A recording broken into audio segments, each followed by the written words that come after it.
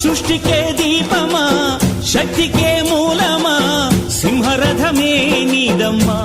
అమ్మ దుర్గమ్మ భక్తులను దీవించుమా అమ్మా భవాని లోకాలనే ఓంకార రూపమమ్మా తల్లిని మహిమల్ని చూపవమ్మా